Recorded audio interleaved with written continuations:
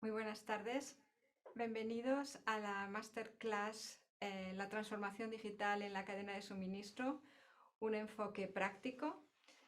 Estamos aquí en La Salle y esta masterclass la va a impartir Marco Aguayo Tejada. Marco tiene una dilatada experiencia profesional, ha sido consultor de SAP, ha trabajado en Coty como Global IT Purchase Manager, Director, perdón, y en los últimos años está en Ferrero Rocher como Vice President IT de Ferrero Rocher para toda la parte relacionada con purchase y cadena de suministro. Y después como Chief IT Officer para la compañía que tiene Ferrero de Hazelnut Ferrero Company, relacionada también con todo el tema de las compras de materias primas. Correcto. Muy bien. Pues os dejo con él y después cuando termine su charla tendremos un tiempo para poder hacerle preguntas.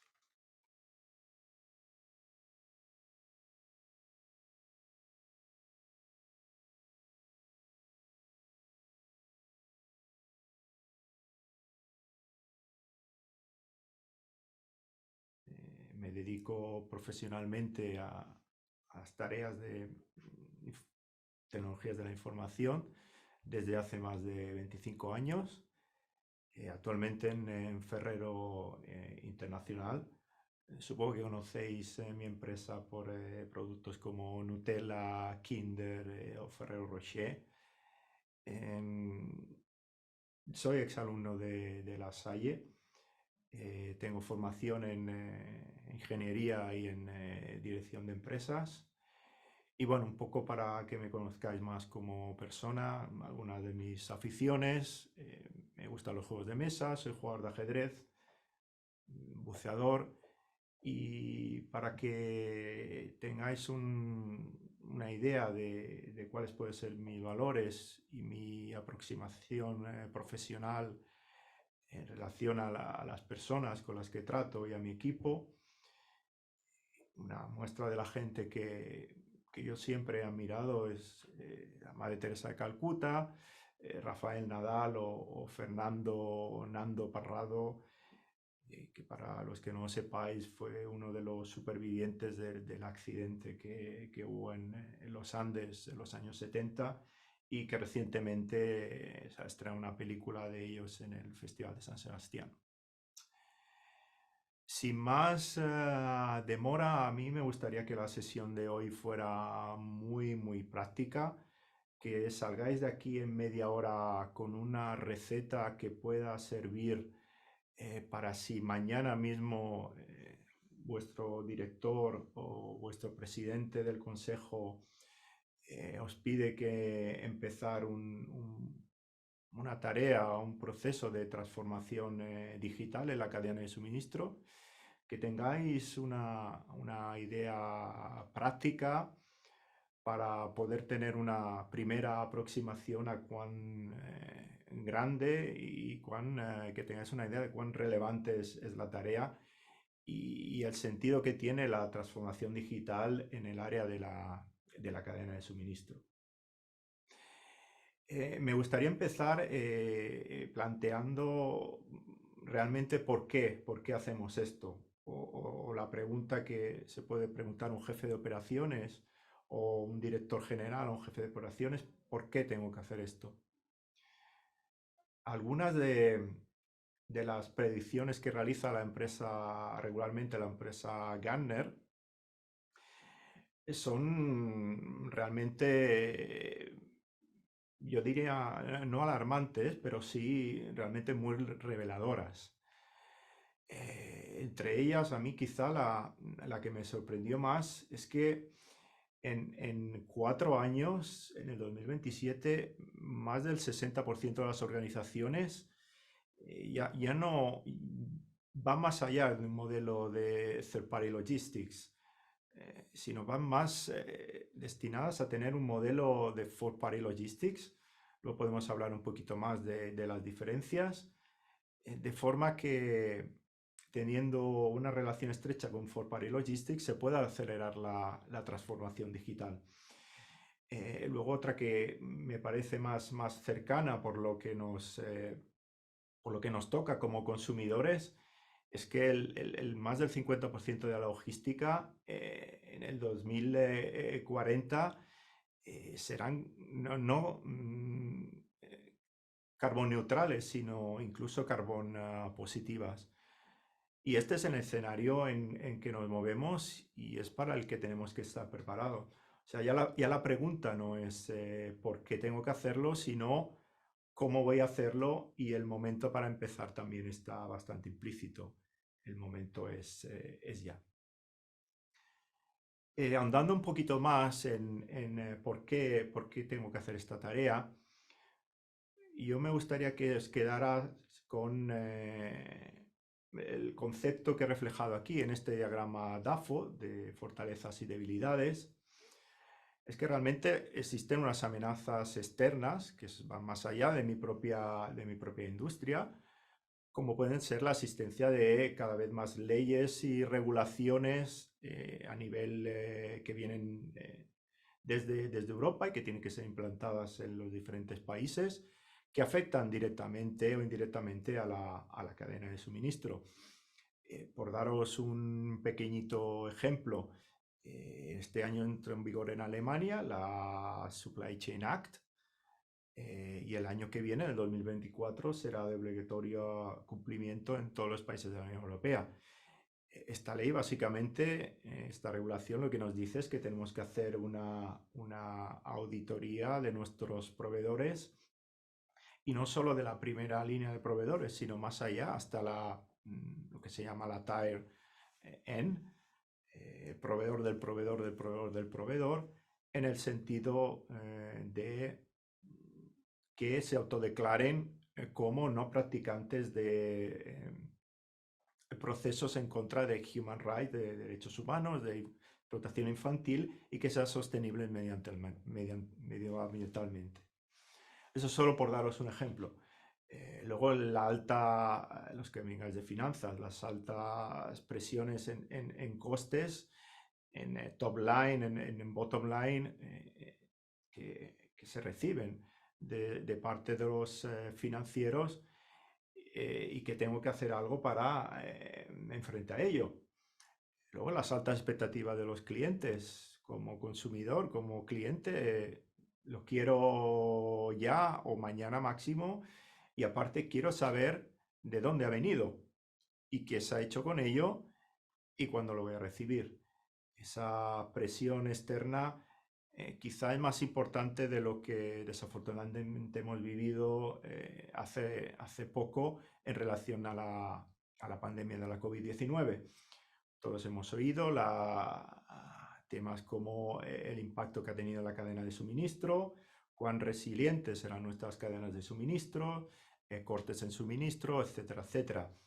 Recientemente estamos viendo en el canal el suceso que ha acontecido en el canal de Panamá.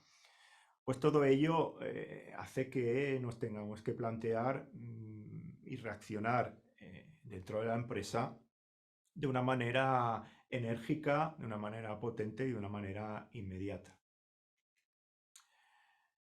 Yendo más a lo que sería el interior de la empresa, de temas que yo puedo tener más en control,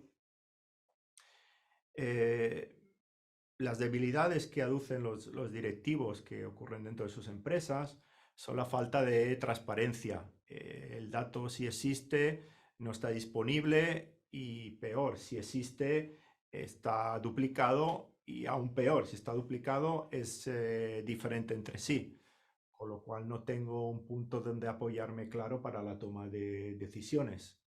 Luego estas se vuelven más lentas, con lo cual al final me impacta en la reacción de mis procesos, específicamente los relacionados con la cadena de suministro. Y luego que realmente todavía existen muchos procesos que se hacen de forma manual, donde no se aporta ningún valor y que hoy en día pueden ser fácilmente sustituidos por la tecnología. Mm, Yendo al lado positivo de la ecuación, una vez más en un diagrama de fortalezas y debilidades, una oportunidad grande que tenemos es que la tecnología actualmente está muy madura para según qué procesos y está disponible de una manera inmediata y está disponible de una manera relativamente poco costosa para la empresa. Si sabemos elegir bien qué tenemos que implementar y para qué proceso, lo veremos a continuación, implementarlo. Y luego, como gran fortaleza, como esto es una cosa particular de cada empresa y yo tengo que ser un poco genérico, yo diría la concienciación que tenemos los directivos de que algo tiene que ocurrir. Y la pandemia no ha hecho más que despertarnos y darnos cuenta de una realidad que estaba ahí, pero que realmente era como el elefante en medio de la habitación, no veíamos. Si cogemos a cualquier directivo, a nivel de dirección general, no tiene por qué estar relacionado directamente con operaciones, y hacemos una encuesta acerca de lo que actualmente están implementando en sus empresas, ya vemos que solamente hay una pequeña parte de las empresas que creen que la tecnología no es una fuente de ventaja competitiva. Y solo un 1% de estas organizaciones a todos los niveles, pymes y grandes corporaciones, dicen no tener ningún plan de inversión en tecnología. Y evidentemente el 99% restante declara que tiene muchas razones para hacerlo, entre ellas las que hemos visto antes en el diagrama DAFO que os he mostrado anteriormente. Con lo cual, realmente, repito, hasta ahora la pregunta de si tengo que hacerlo o no se convierte en irrelevante. Hay que hacerlo. Bien, siguiente pregunta, ¿cómo empiezo? Y realmente esta diapositiva parece ser muy simple, pero realmente cometemos muchos errores. Los directivos cometemos muchos errores cuando afrontamos cómo implantar tecnología.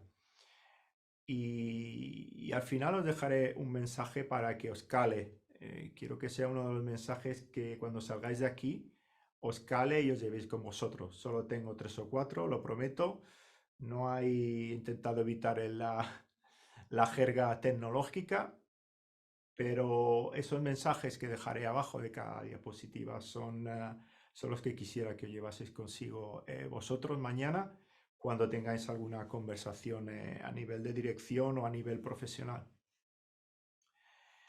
De la manera que empiezo tengo que identificar qué procesos son los que quiero primero optimizar.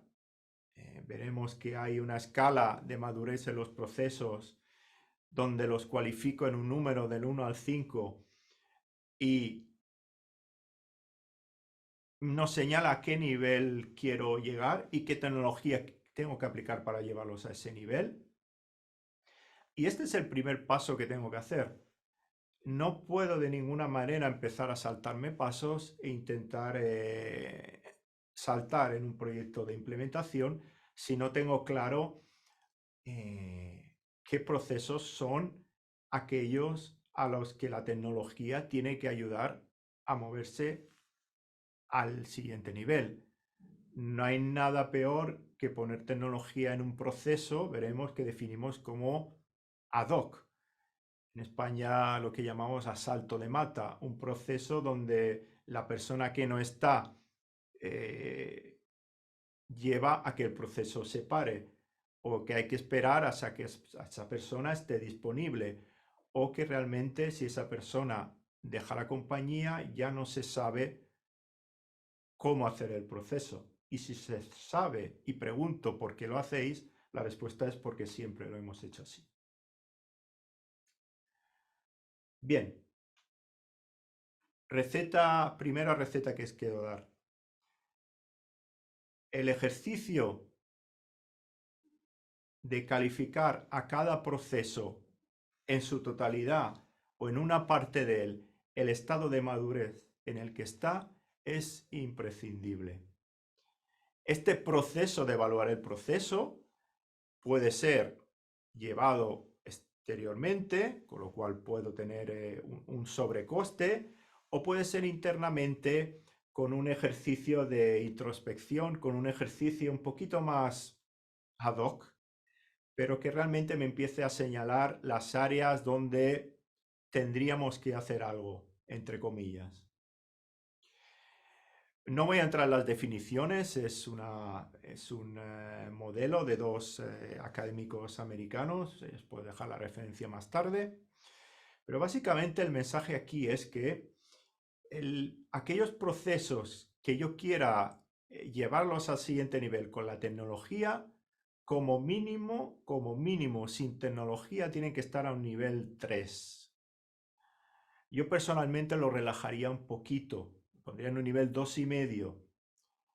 Pero lo que no podemos pretender, y repito, es el mensaje que quiero que se os quede, es un proceso ad hoc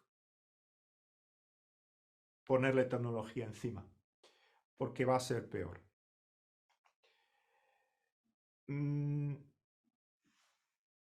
Realmente me voy a encontrar la situación de que voy a tener procesos que están diferentes, que van a estar en un nivel de madurez adecuado para la transformación mediante la tecnología, pero no puedo abarcarlo todo. Existen limitaciones de recursos, tanto humanos como financieros, y al final la estrategia y el trabajo de los directivos es tomar decisiones. Como tomo decisiones versus al procesos que son los que candidatos a ser llevados al siguiente nivel mediante la tecnología, pues los puedo clasificar y os doy una receta fácil para que podáis hacer el siguiente nivel de clasificación, de screening. Por su importancia, es un proceso core, clave, qué relevancia tienen mis clientes y mis proveedores y cuál es la relevancia estratégica que la compañía les otorga. En base a su rendimiento, existen quejas de mis clientes sobre ese proceso. Hay muchas iteraciones en el proceso, hay mucho flujo de datos, etcétera. Quizá la más relevante sea la primera. Si mis clientes y mis proveedores y mis principales stakeholders están levantando comentarios acerca de esa parte del proceso, significa que tengo que poner mi atención en él. En base a la factibilidad, la feasibility en inglés, sobre todo dos de ellas que tenga el apoyo de la dirección y segundo, que sea culturalmente aceptable. Y lo he puesto en rojo porque al final en la empresa nos movemos en un entorno donde existe una cultura, unos valores que realmente tengo que preservar.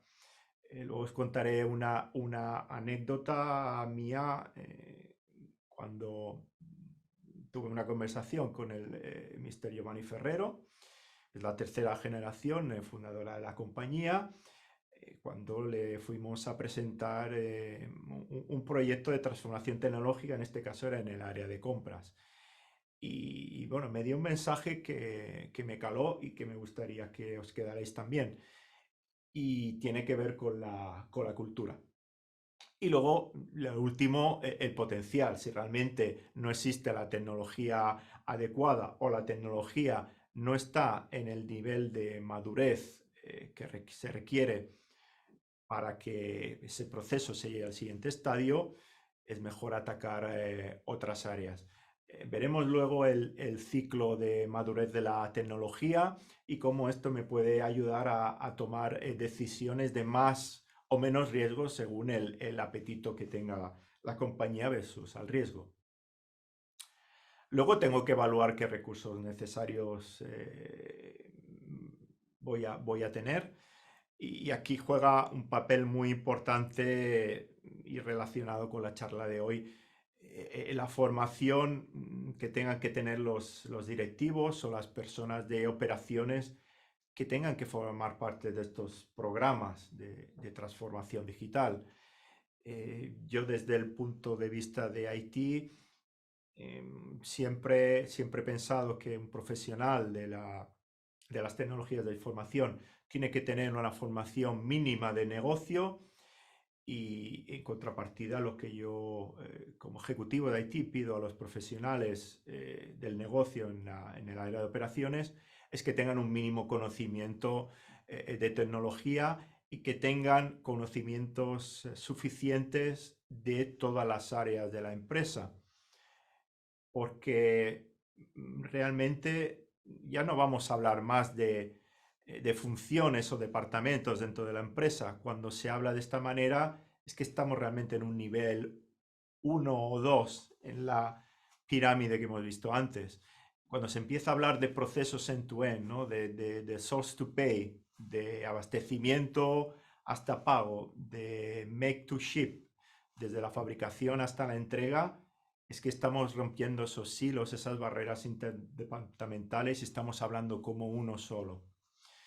Ese tipo de perfil para mí es necesario y son los que van a formar parte de esta transformación en las empresas. Y por último, identificar la tecnología. Repito, esto tiene que ser lo último. Algunas pistas o algunas sugerencias donde empezar según la parte del proceso donde quiera atacar. Si nos referimos a un modelo de la cadena de valor basado en SCORE, por ejemplo, que sería aquí. Tenemos el macroproceso de la planificación, del planning, donde las plataformas de colaboración en el cloud son las más adecuadas para ello.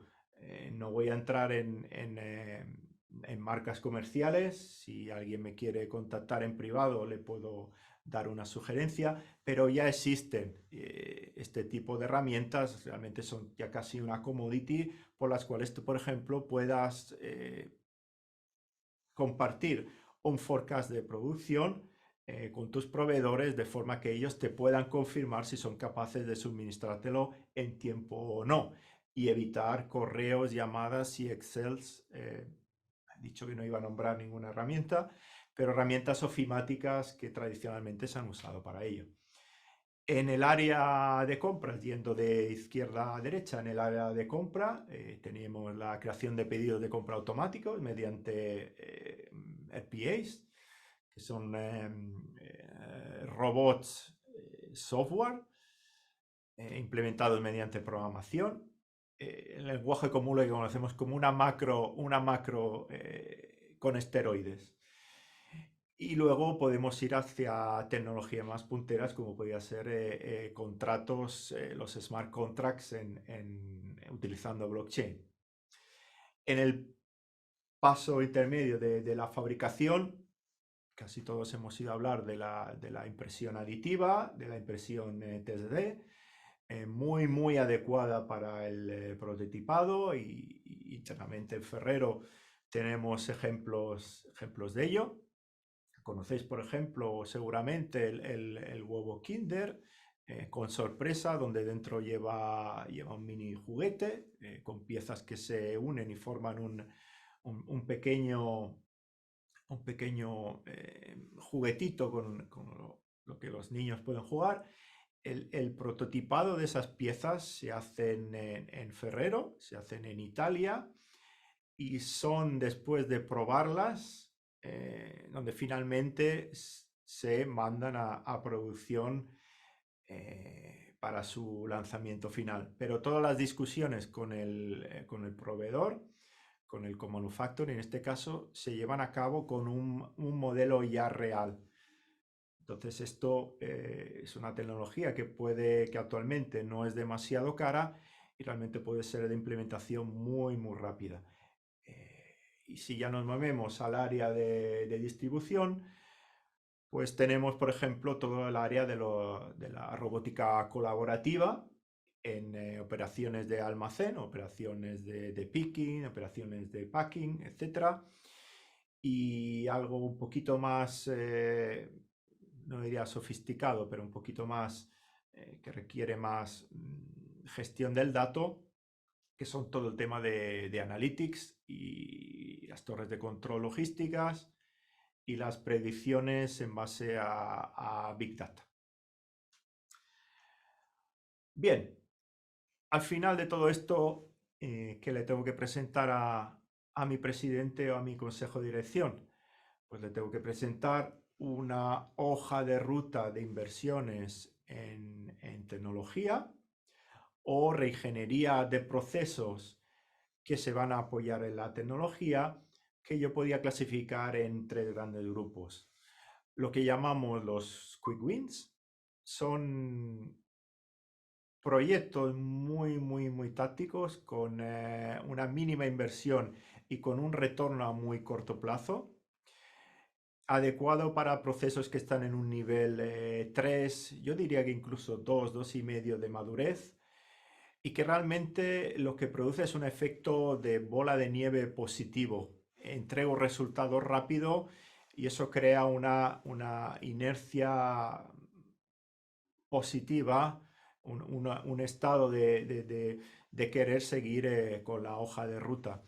Por eso es muy recomendable empezar detectando esas áreas muy tácticas con una tecnología basada en herramientas ofimáticas, quizá muy a basto de cualquier empresa, y movernos a los siguientes estadios dependiendo del número de recursos que tenga.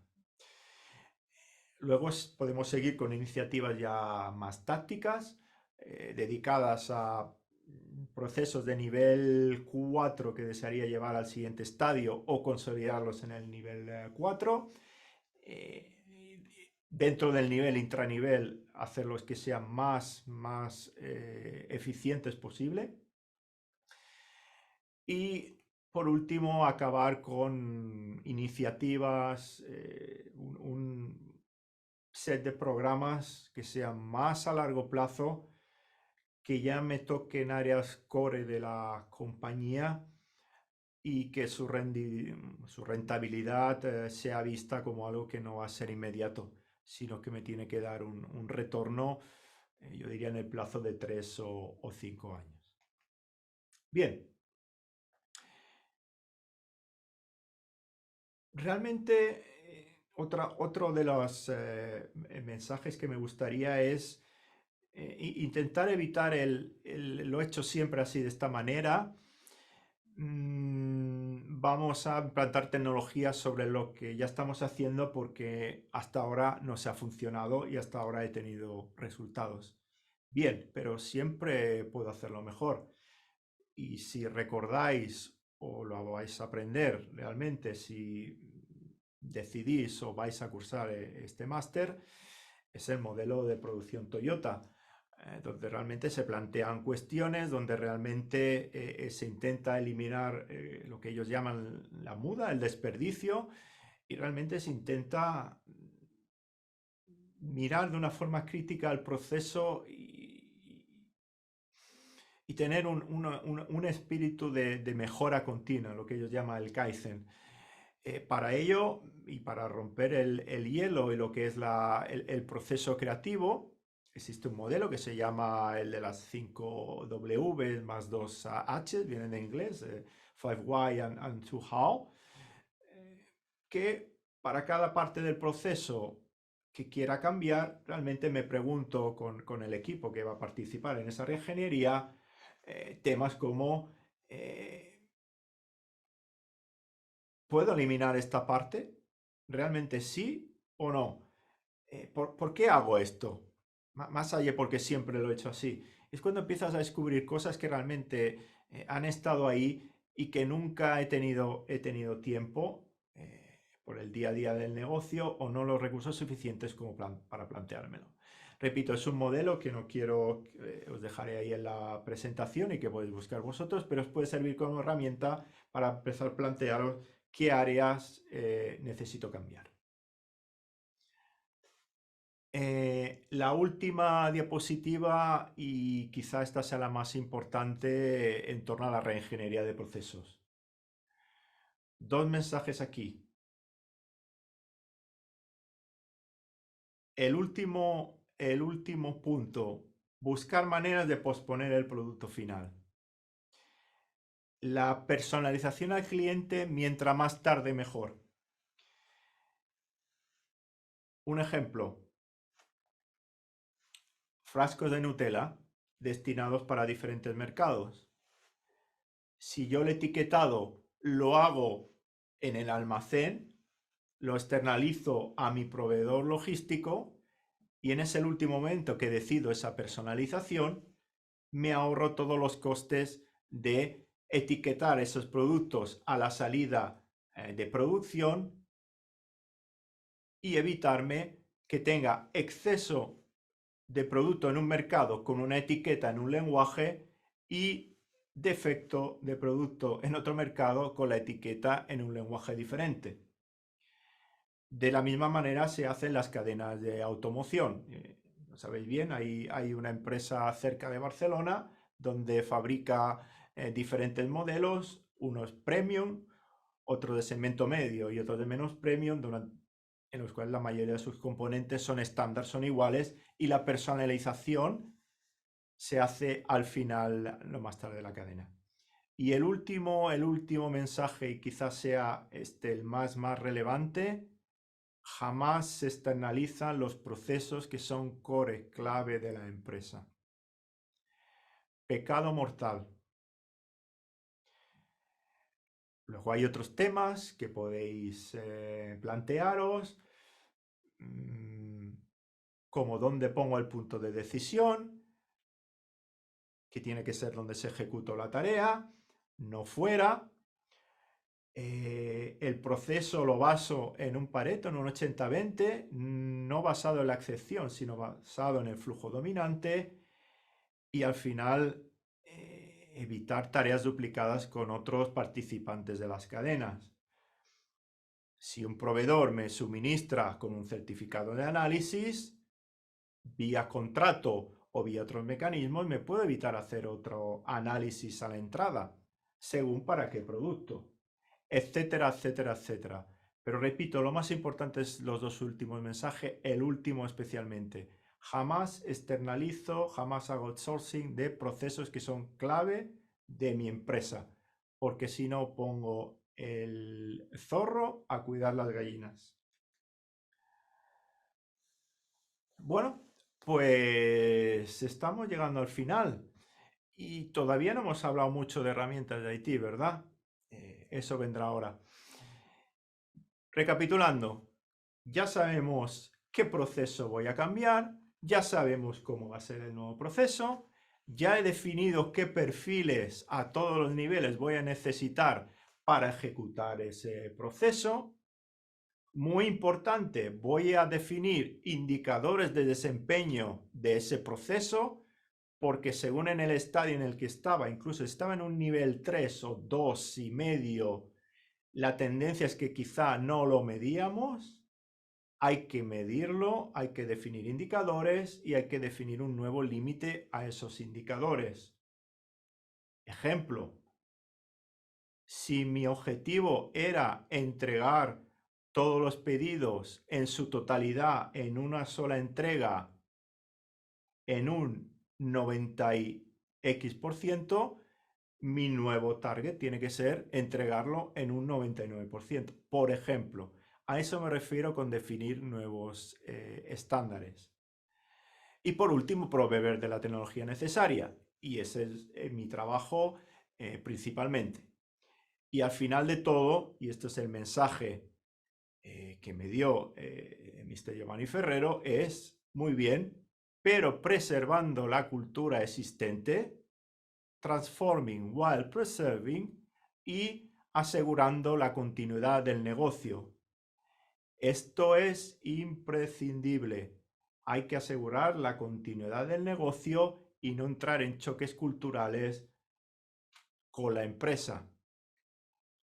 Si tu empresa siempre ha sido una empresa cercana, que ha sido una empresa que ha optado por recursos de cercanía, plantear un outsourcing y una deslocalización, quizá pueda entrar en conflicto con esa entidad, con ese ADN de la compañía.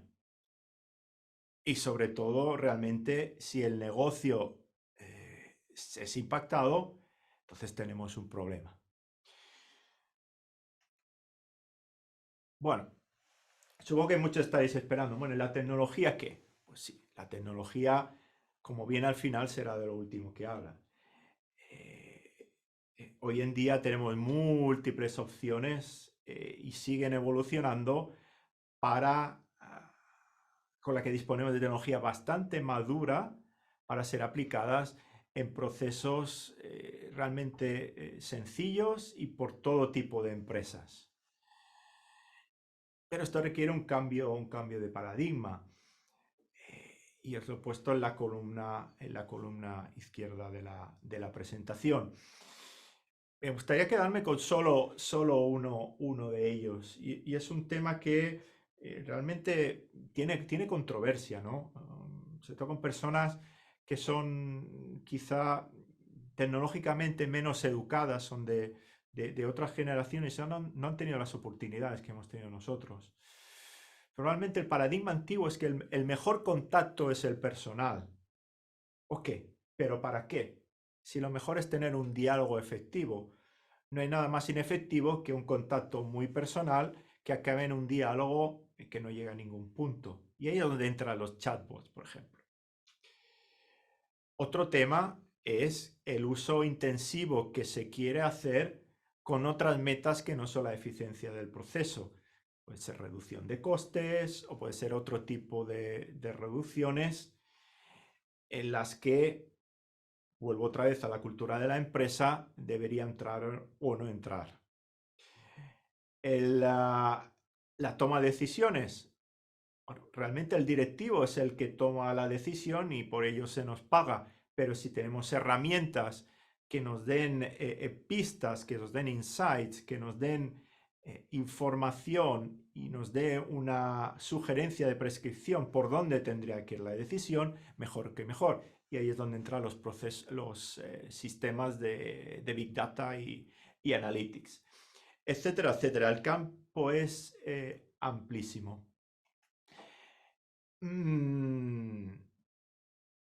Como herramienta de apoyo, en la que yo me baso mucho, os pongo un ejemplo, es el que Gartner denomina el hype cycle, el ciclo de expectación de la tecnología. Y esto es un arma muy, muy poderosa para los profesionales de la tecnología, porque la tendencia de la alta dirección es asistir a congresos, a tener charlas con otros directivos, donde se les comenta que han oído hablar en cierta revista o en cierto foro de la tecnología X.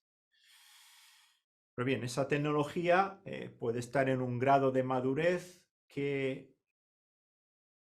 no puede ser aplicada a cualquier empresa y a cualquier proceso que esa empresa quiera cambiar, porque el riesgo es muy grande. Mientras más a la izquierda, mientras más en la curva de lo que denomina Gartner el Innovation Trigger, es decir, cuando las expectaciones, cuando el hype está más elevado, el riesgo es que esta tecnología acabe o bien remontando realmente, con lo cual habremos acertado, es decir, que se convierta en madura, o bien que caiga en lo que llaman ellos el pozo de la desilusión y que realmente no salga nunca de ahí.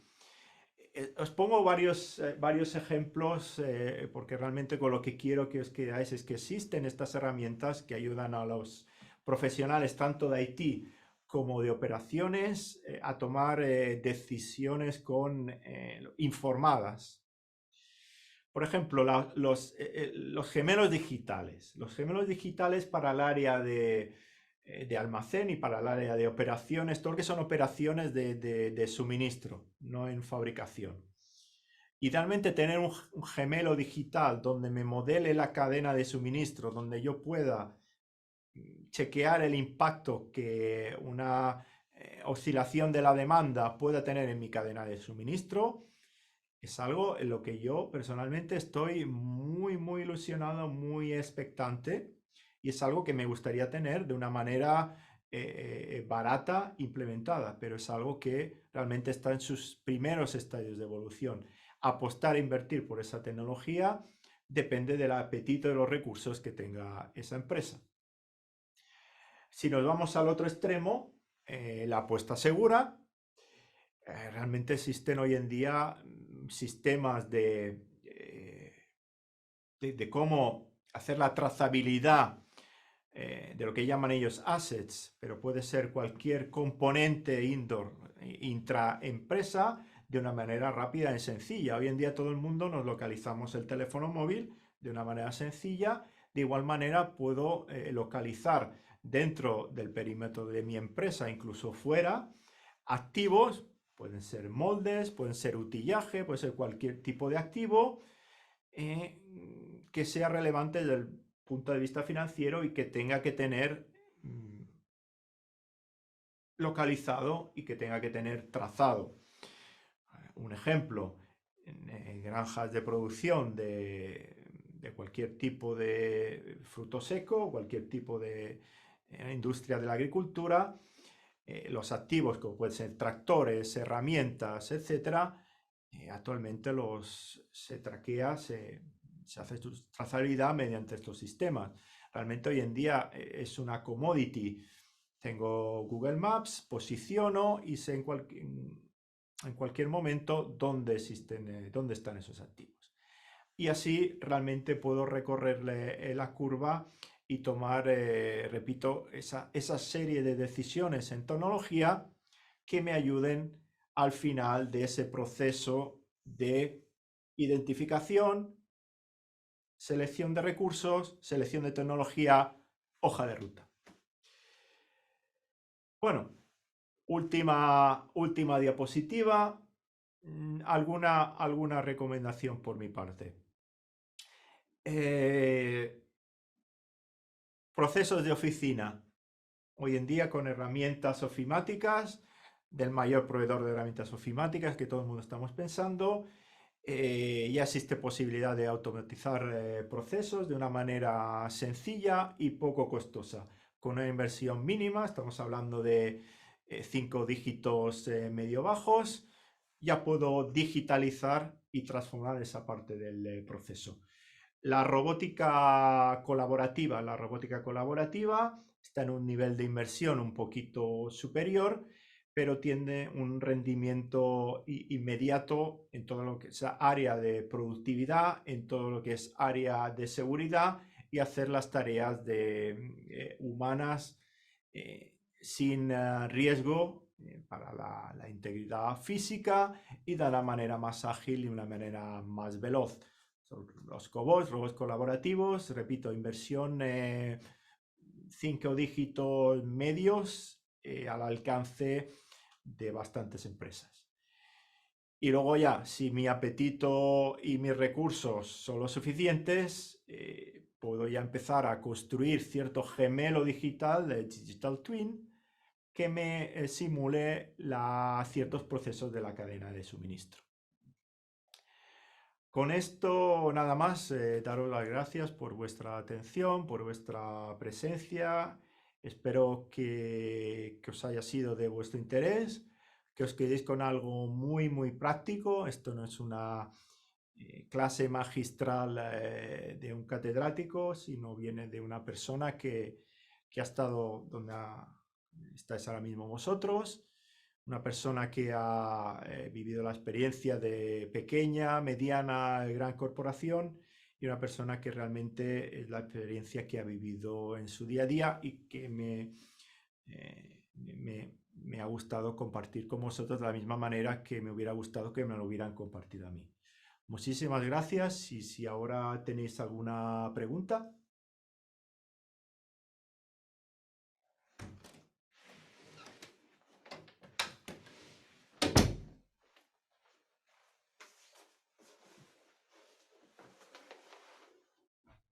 Ya estoy. Bueno, Marco, muchísimas De gracias nada, por esta un placer, interesantísima charla. un placer. Eh, Realmente este es un tema que tenemos todos encima de la mesa y que vamos a seguir teniendo encima de la Sí, mesa durante mucho sí, tiempo, sí, porque es un largo camino, ¿no? mm, Yo creo que un camino sin fin, sí. ¿no? Bueno, ya hemos visto las predicciones, ¿no? Sí, sí, sí. Y lo que irá saliendo, ¿no? Sí, También. O sea que realmente hay muchísimo camino por delante. Eh, bueno, ahora abrimos por si alguien quiere hacer alguna pregunta, pero mientras espero que se anime algún oyente. por favor. Yo quería preguntarte una cosa que a veces me gusta cuando tengo la oportunidad de tener a alguien de IT relacionado con Sí, supply chain, ¿no? sí, Como es este caso. Em, yo creo que uno de los problemas que tenemos el personal de operaciones es que somos poco marketingianos. No sabemos vender sí, bien nuestros sí, proyectos y a veces tenemos proyectos muy sí, chulos. La pregunta sería, ¿cómo podemos conseguir la complicidad o animar a que el partner de IT apoye nuestros sí, proyectos de supply? sí. No, gracias, gracias, Concha. Muy acertado porque realmente en la presentación quizá haya dado pistas de ello, ¿no? No solo para tu pregunta, pero en general, para cualquier cosa, la forma de influenciar empieza, y hay un libro que se llama así, todo empieza con el porqué. Y, y- y de hecho ha sido el propósito de empezar por qué tengo que hacer esto, porque es la manera de influenciar es explicando claramente el por qué tengo que hacerlo. Luego ir con la hoja de ruta que he comentado antes, con una clara idea de aquello que quiero cambiar, con quién voy a contar y que realmente IT sea un copilot, que no esté en el asiento de atrás, pero tiene que ser un copiloting. La tentación, y es mi experiencia, que a veces es que el negocio delega en IT ser el piloto, porque como es una transformación digital, IT tiene que liderar. Y yo creo que esto es un error. Realmente en el punto medio está la virtud. El sweet spot es cuando IT es un copilot. Luego, realmente lo que pedimos desde IT es que el profesional de operaciones tenga un mínimo de conocimiento, sea capaz de seguir pues una charla como esta, donde realmente he intentado evitar al mínimo, mínimo, mínimo la jerga técnica, pero sea capaz de tener esa interacción y que la otra persona sienta que sepas de qué estás hablando. Yo creo que eso es fundamental y de la misma manera que un profesional de IT hoy en día, un ejecutivo de IT se requiere que tenga una visión del negocio total, un profesional de las operaciones requiere que tenga una visión del negocio total, incluida la parte de IT. Porque hoy en día la parte de IT es relevante en el sentido de que se demuestra porque estamos en los comités de dirección y estamos ahí sentados. Si no fuera relevante, no estaríamos en el comité de dirección. Y cuando hay una función que está en el comité de dirección, las otras personas de alrededor tienen que saber de esa función. Si no, las conversaciones realmente no son meaningless. A veces son... yo diría que esa sería mi recomendación, sobre todo la principal, explicar muy bien el por qué. ¿Por qué me vienes a buscar para que yo te ayude? Pues tiene que estar muy, muy, muy claro. Muy claro, muy bien, muchas gracias. Bueno, me gusta esto que nos has comentado, ¿no? De esa formación. De hecho, eso es lo que nosotros intentamos, bueno, intentamos y conseguimos, ¿no?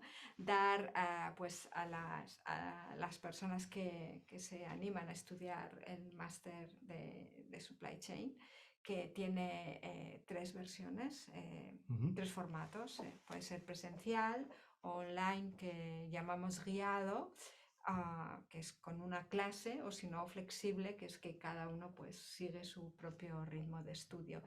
Y nuestro objetivo aquí es precisamente formar con esa visión end-to-end. Me alegro Ujú, de estar, de que estemos alineados, ¿no?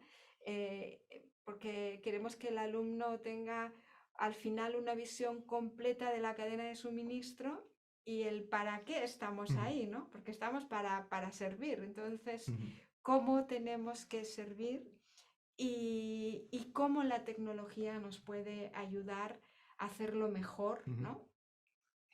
Y sobre todo esto, el que los alumnos pues al final sean capaces de aportar valor y conseguir que las cadenas de suministro sean, pues como yo digo, una ventaja competitiva y no una rémora, ¿no? Que a veces ujú. se ven como una rémora cuando en realidad pues deben ser esto, una ventaja competitiva. Em, Al principio he hablado de la formación, ¿no? Ujú, Eh, mm, Marco tiene un montón de formación, no solamente es ingeniero químico, ingeniero informático, economista, es MBA por La Salle, máster en SAP, PDD, bueno, es que no acabaríamos la lista. Lo que está claro es que para ti la formación sí. es un hecho Ujú, fundamental y para nosotros también pensamos que la formación no puede ser algo de una vez, sino que ujú, tiene que ser continua. Y yo te haría una pregunta final, ¿no? ujú. En tu experiencia como persona que realmente cree en la Sí. formación y que ha pasado por esta casa, ¿qué les recomendarías a los oyentes que ahora mismo se estén planteando pues Ujú. poder seguir adelante con sus estudios? Pues mira, Concha, yo me gustaría empezar con una frase y disculpa por el anglicismo porque no la sé en castellano, fue de alguien realmente que me caló, ¿no? Es que the more you learn, the more you earn. Y que esto, la formación se tiene que ver realmente como una inversión, no como un gasto. Y yo siempre me alegraré el día de que yo decidí por primera vez cursar el máster de SAP en La Salle. Fue mi primer contacto con La Salle y para mí fue transformacional. Yo no estaría hoy donde estoy si no fuera por ello. En el sentido de que, y disculpo que te cuente un poquito historia personal, pero realmente un profesional de IT, yo como profesional de IT, enfocado solo en la tecnología y no sabiendo nada de lo que pasaba fuera del caparazón de IT, yo no me sentía cómodo. Entonces la manera que encontré fue a través del software de gestión más vendido del mundo, que está muy orientado a la reingeniería de procesos y que tenía la ventaja de que me pondría en contacto con grandes multinacionales, que son las que implementan SAP. Y yo me hice mi hoja de ruta personal. Y bueno, fue mi primer contacto por La Salle. Me gustó mucho la aproximación de La Salle, una formación muy enfocada en el aspecto de las personas. Al final somos personas y yo el aspecto humanista, más allá de cualquier ideología o cualquier creencia que tú tengas, es algo que está en mis valores.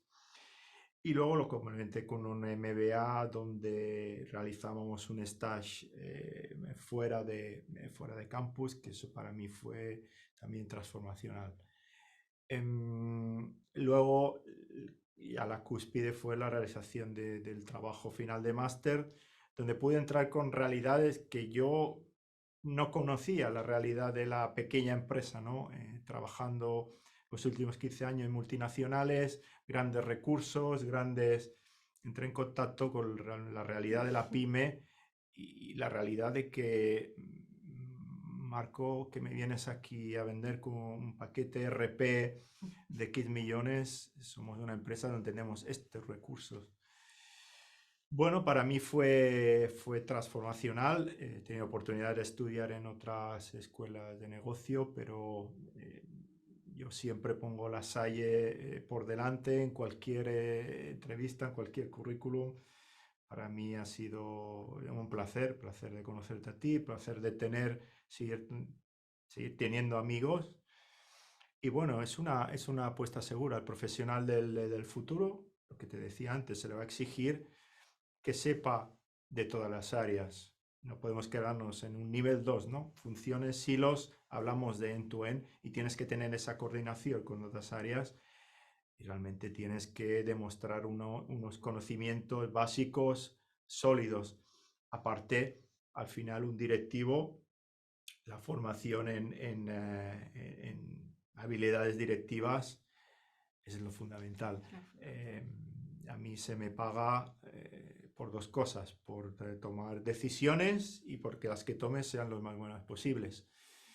Al final mi tarea, lo que yo digo a mi equipo es que yo soy el Chief Road Blocker, perdón. O sea, yo quito obstáculos para ellos y mi tarea es convertirlos a ellos en los líderes del futuro. Yo soy prescindible, los que realizan la tarea no, y tengo que crear líderes del futuro para que cuando yo me mueva haya alguna persona que pueda tomar mi relevo y esa persona tiene que estar formada. Yo no concibo en el área de IT un directivo sin una formación en negocio y al revés, personas de negocio sin una mínima formación en tecnología. Muy bien, mira, tenemos una pregunta, ya la última porque estamos fuera de tiempo, pero Fernando Torres nos pregunta, ¿qué aporte entrega Business Agility en la transformación digital?